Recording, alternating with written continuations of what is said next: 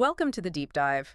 Today we're really getting into this huge shift happening in advertising tech. Yeah, it's a big one. We're trying to cut through all the noise, cookies disappearing, AI everywhere, and give you something clear, something you can actually use. Exactly.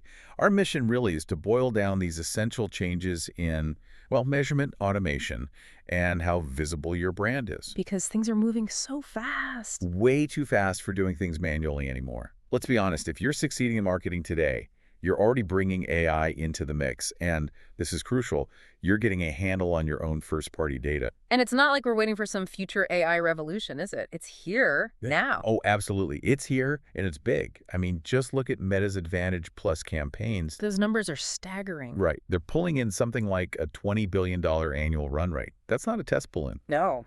That's core business. Mm-hmm. So, yeah, you definitely need to be paying attention. What's wild is even with all that tech, all that money flowing, you're saying the biggest problem for most businesses is actually pretty basic. It often is, yeah. It sounds counterintuitive, maybe, but it comes down to fixing the foundations, fixing broken tracking. Okay, let's dig into that. This attribution crisis, as we're calling it. Why is that old model, last click attribution, why is it so broken now? Well, because it just doesn't show the whole story, does it? Yeah. Last click basically pretends marketing is just one single step. Right, like only the last touch point matters. Exactly. Think about like a soccer game. If you only give credit to the player who literally taps the ball into the net. You ignore everyone else who got the ball down the field. Precisely. That Facebook ad someone saw 2 weeks ago, that YouTube video they watched, last click just poof, ignores all that groundwork. Yeah. And that means you end up putting your budget in the wrong places. Okay. And now with third-party cookies going away, privacy settings getting tighter on iOS, in browsers, how do we even start to rebuild that? What's the absolute must-do for tracking accurately now? The fundamental change is moving data collection. You need to get it off the front end, the user's browser, and onto the back end, your server. Okay. Which means, basically, you have to embrace first-party data collection using server-side tracking. SST. Honestly, if you're not planning to implement SST, well, 2025 is going to be tough. It's becoming table stakes. Right. For those of us maybe not deep in the technical weeds, can you give us a quick picture? What's SST actually doing differently than that old browser Pixel? Yes, sure. Think of the old Pixel, the one running in the browser, like a tourist walking around with a big sign saying, "Track me." Okay. Easy target. Very easy target. Ad blockers, privacy settings. They see that sign and just block the tourist immediately. It's vulnerable. Server-side tracking, though, it's like an internal secure system. It doesn't need the visitor's browser to carry the message. It sends data directly from your server to the ad platform server. Ah, okay. Like sending a secure memo directly from one office to another, bypassing the public lobby. It gets past ad blockers, it's faster, and you control exactly what data goes out. Much more robust. That clears it up nicely. Okay, so let's talk Meta specifically. Their Conversions API, CAPI, how does that fit into this SST picture? KPI is essentially Meta's flavor of SST. It's their way of creating that secure server-to-server connection. It links your website or your CRM or whatever backend system you use directly to Meta systems. Got it. Now, I hear this question all the time. If I set up KPI, do I just turn off the old Meta pixel? Won't running both mess up my numbers like double counting? Yeah, that's a really common question, and it points to a big misunderstanding. The actual best practice is to run both KPI and the pixel together. Both. Right. Okay, how does that not duplicate everything? The key is this thing called an event ID. It's like a unique serial number you attach to each conversion event. If the server sends a conversion signal via KPI with a specific ID, and then the browser pixel sends the exact same conversion event with the same matching ID, Meta sees the duplicate ID and just counts it once. Ah, deduplication. Smart. Exactly. So you get the reliability of the API, the server signal, plus you still get some of the real-time browser behavior data from the pixel. It makes the overall signal much stronger for Meta's AI to learn from. Okay, so we do the hard work. We get SST set up, maybe API for Meta, we're deduplicating. What's the actual payoff? How much more accurate does our attribution get? The difference can be pretty dramatic, actually. Some studies show that using these advanced attribution platforms fed with good server-side data can boost your conversion tracking accuracy by, say, 33% on average. Wow, a third more accurate. And it's simply being able to see those cross-device journeys. Someone starts on their phone, researches on a tablet, buys on desktop, just seeing that can uncover like 20 to 30% more conversions that were basically invisible before. Which means better data, which should mean better budget decisions. Precisely. Which leads us right into the next big piece. The ROI you get when AI starts using that clean data to optimize campaigns.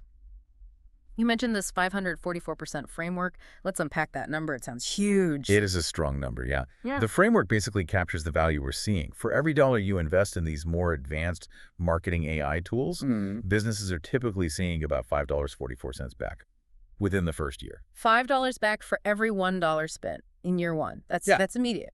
Where's that value actually coming from? Is it all just better ad performance? Not entirely, no. It breaks down into roughly 3 chunks. About 40% of that return, that's pure time savings. AI handling the grunt work. 40% from just saving time? Yep. Then about 35% comes from what you'd expect.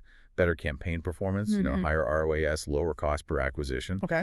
And the last 25% comes from improved customer experience and retention because the AI enables much smarter personalization. Let's stick with the time savings for a second. 40% is massive. What kind of tasks are we talking about? What's the AI actually doing? Think about all the constant fiddly adjustments. A/B testing creatives, not just 2 versions, but maybe hundreds of combinations. Right. Monitoring bid caps constantly, shifting budget between different ad sets based on tiny shifts in real-time performance. A human marketer might check in, twice a day, maybe make a few tweaks. If they're diligent, yeah. The AI is watching 24/7. It can make thousands of micro adjustments across your campaigns every single week. It's just a mechanical advantage humans can't match. That constant optimization adds up. And it's not just reacting faster, it's predicting things too, right? How is this AI audience modeling different from, say, the standard lookalike audiences we've used for years? Yeah, it's a big leap. Standard lookalikes are mostly based on demographics or broad similarities to your existing customers. Like finding people who look like my current buyers on paper. Exactly. Yeah. Predictive modeling goes deeper. It analyzes behavioral intent. It looks for microsegments based on subtle signals. Things like how long someone lingered on a high-value product page, or their scroll speed reading reviews, or even the specific mix of items they put in a cart that abandoned. Ah, so it's looking for signs they're about to buy, not just that they fit a profile. Precisely. These signals indicate future intent. So the AI builds audiences that aren't just like your customers. They're showing signs of being ready to buy now. And it learns and refines this with every single conversion. It gets much smarter than static targeting. This sounds amazing, but honestly, it also sounds like something only huge companies with massive budgets can afford. Does this AI automation really help, say, a small business? Arguably, the competitive edge is even bigger for small and growing businesses. Really? Why is that? Because their resources, time and money, are usually much tighter. We see smaller businesses using these AI tools getting like 20 to 30% higher ROI improvements than they were before, but maybe even more importantly, they save, on average, around 13 hours a week on those routine marketing tasks. 13 hours a week? That's huge for a small team. It's massive. And that time doesn't just vanish, right? They reinvest it into growing the business, product development, talking to customers, strategy, things only humans can do. Okay, that's a compelling case for smaller players. But let's do a reality check. Someone's listening, they're thinking, okay, I'm in. Where do they actually start? And what about that old saying, garbage in, garbage out? That saying is basically the first commandment of AI. It absolutely needs clean, structured data to work properly. So start simple. Simple how? Before you even think about paying for fancy third-party AI platforms, get really good at using the tools built right into the major platforms. Google Smart Bidding, Meta's Advantage Plus Suite. They're incredibly powerful already. Master the native tools first. Yes. Make sure your data flowing into those systems is perfect. Clean data, accurate tracking, get that right before adding more layers of complexity.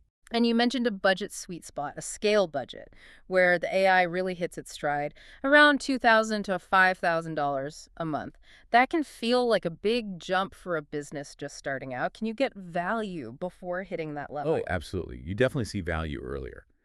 But that $2 to $5 care range per month, that tends to be the point where the AI shifts from being just, helpful to being genuinely transformative. Why that range specifically? It usually allows for 2 key things. One, it supports having a presence on multiple platforms, say Facebook and Google, which is usually necessary. And two, it provides enough data volume, enough conversions for the AI's predictive modeling to really learn reliably and make accurate forecasts. Yep. It's like giving the AI enough data to actually graduate, not just pass the first quiz. Okay, that makes sense. Data volume fuels the learning. So if clean data is the fuel for this ROI engine, what's happened on the global scale to actually support all this? Let's shift to the infrastructure side. You found some really interesting stuff about Meta's network builds and their API changes. Yeah, it's fascinating because it shows the sheer scale of investment needed to make global AI work. Meta's pouring money into huge subsea cable projects, especially in the Asia-Pacific region. Things like Candle, Bifrost, Echo. Subsea cables. Mm. Why does a cable under the ocean in Asia matter to someone running ads in, say, Ohio? It's all about capacity and ensuring the AI works reliably everywhere. Something like 58% of the world's internet users are in APAC. Wow, okay.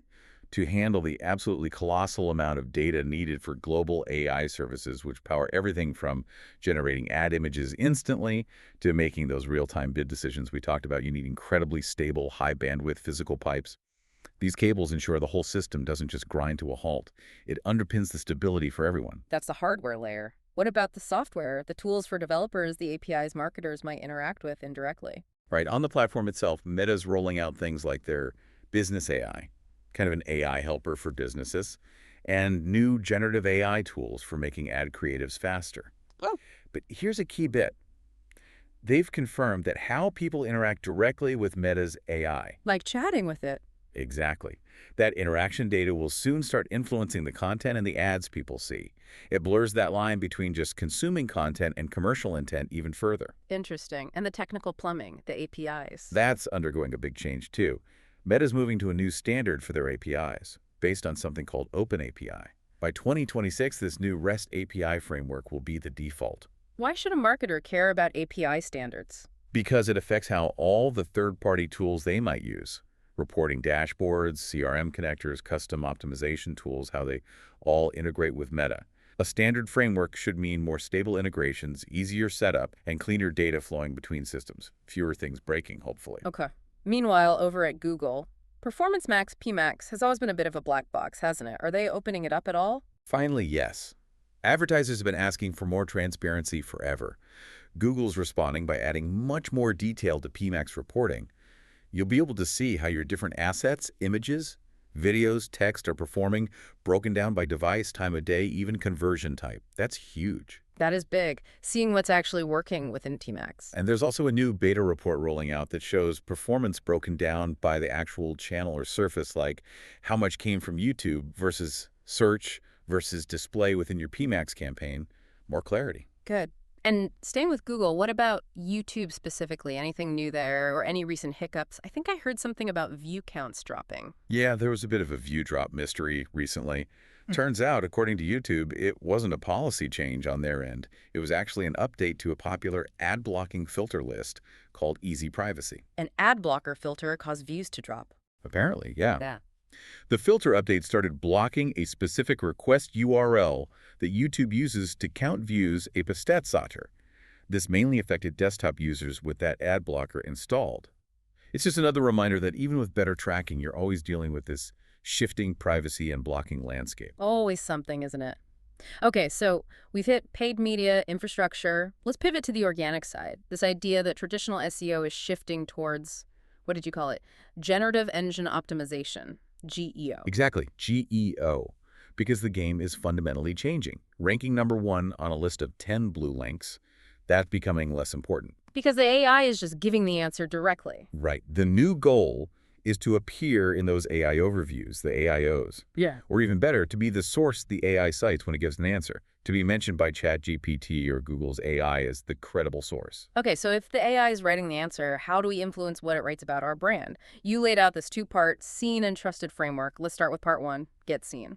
Getting seen is basically about winning the sentiment battle. You need the AI to talk about your brand favorably. You definitely want to avoid it, saying things like, brand X is comprehensive but expensive, or their support is slow. Because the AI picks up on that sentiment from around the web. It absolutely does. It uses that external sentiment to frame its answers. So how do we actively shape that sentiment? What are the steps? Okay, 3 key things. First, review sites. You need to be present and have good reviews on the right sites. For B2B tech, for example, G2 is a huge source AI models to look at for comparisons. Right. Second, community discussions. Places like Reddit and Quora, they pop up constantly as sources AI uses for user opinions, niche comparisons, finding out what real people think.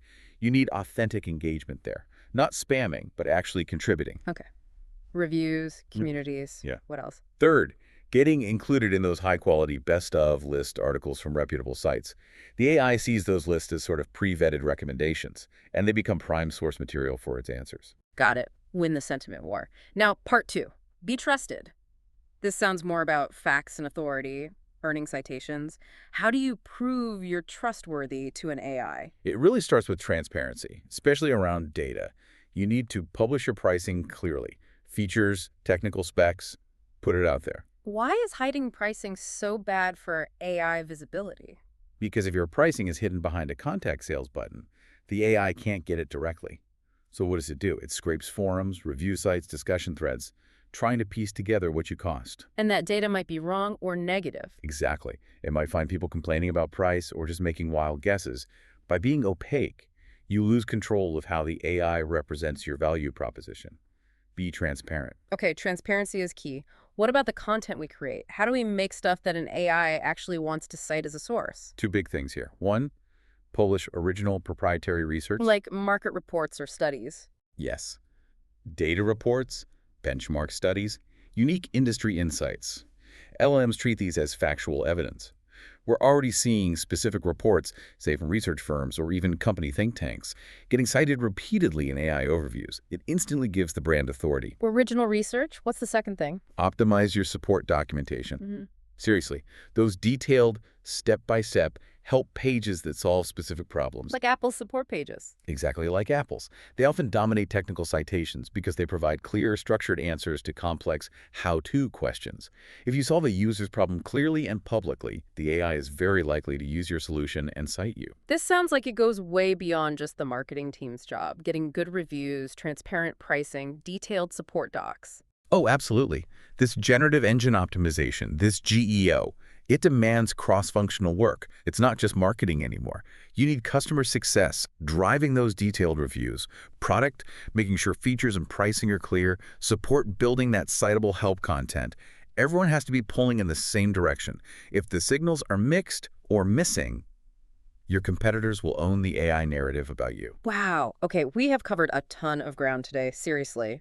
From fixing basic The tracking last click to server side, yeah. to leveraging AI that runs 24/7, replacing manual checks, Mhm. and now shifting from just ranking on Google to actually getting seen and trusted by AI itself.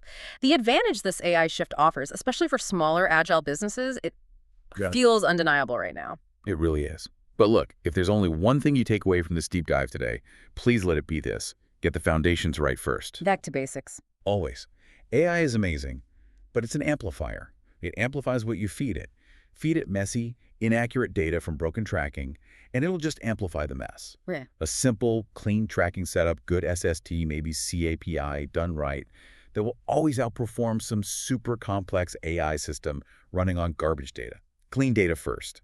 Always. That's the perfect reality check to end on. Okay, so the final provocative thought for our listener, the learner, to chew on after all this. I think the question isn't really if you're going to adopt these advanced analytics and AI tools anymore. The market is basically forcing that decision. Right. The real challenge now is figuring out which specific platforms, which tools give you the right blend of automation and human control for your specific business, and just as importantly, which AI partners you can actually trust with your core data. Making those choices smartly today, that's probably where the next big competitive win in marketing is going to come from.